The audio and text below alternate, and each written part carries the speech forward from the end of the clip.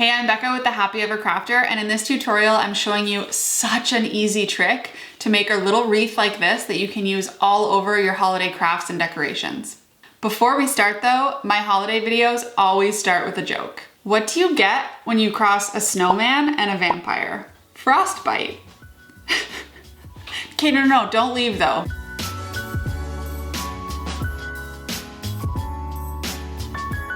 All right, the tools in this video are pretty straightforward. Obviously, you're gonna need a piece of paper or a card. If you don't know anything about using paper with brush pens or calligraphy or anything like that, I have a whole video on that. You can watch it here, but it's not a huge deal for this video. Just the smoother, the better. Something round to trace, obviously, that will fit nicely in the middle of the size of the card you've chosen. So this is about the size that I like. A pencil, any pencil, doesn't have to be anything fancy.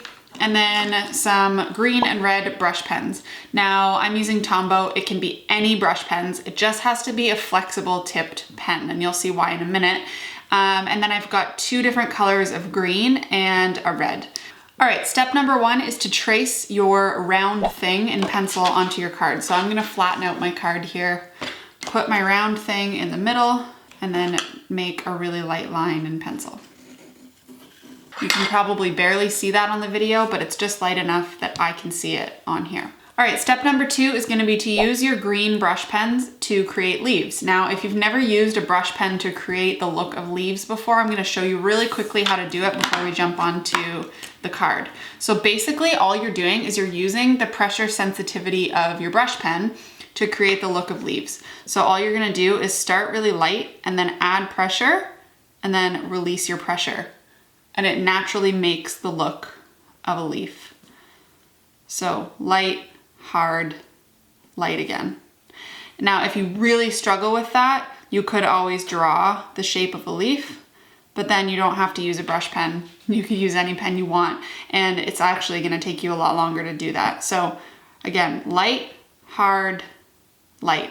And the more different they all look, the more natural it's gonna look. So they don't all have to be exactly perfect. So once you've practice that a little bit, go onto your card, and you're just gonna do that all the way around your wreath.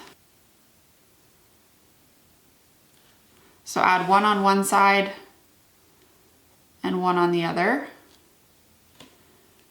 And again, they don't have to be perfect, but you can color them in if you want them to look a little bit better as you go. And then you can also feel free to turn your card. So I'm gonna leave a little gap in between these colors that I'm doing, and just go all the way around the wreath.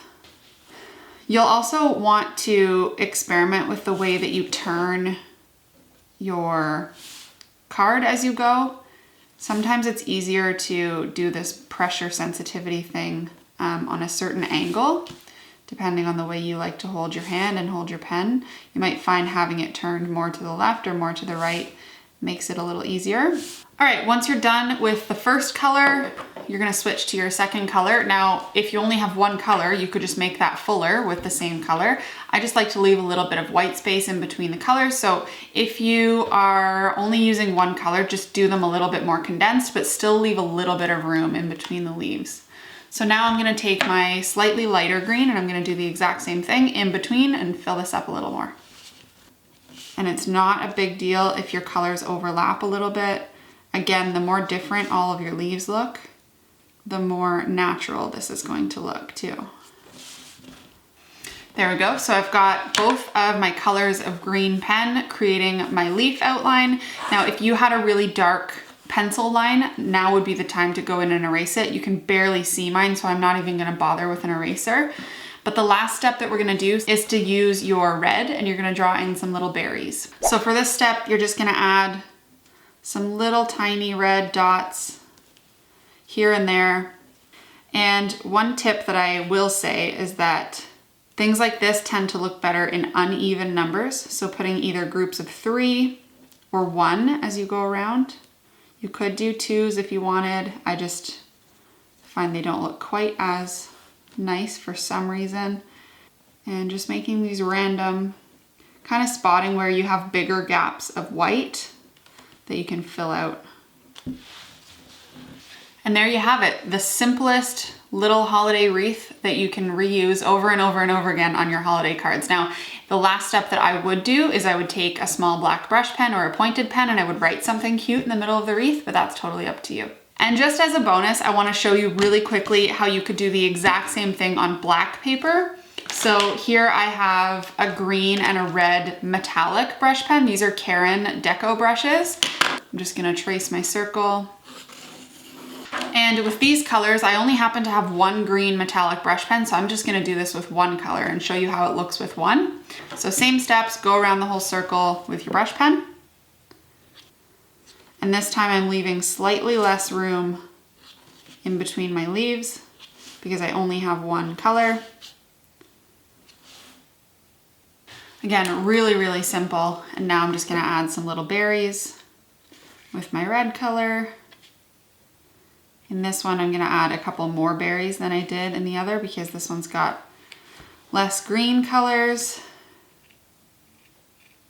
And there you have it, your black version. So you've got a white one, black one, both super simple. Once you get good at these, you can whip them out on a holiday card in under a minute. So enjoy. Oh, and before you go, last thing, I did mention I was gonna give away a set of these holiday brush pens. They're not available for sale anywhere else, so the only way you can get them is by entering these giveaways on my holiday videos. And for this one, all you have to do is 3 things. Number 1, hit like on this video. Number 2, make sure you're subscribed to the channel. And number 3, tell me in the comments below, what's your favorite holiday food? Simple as that.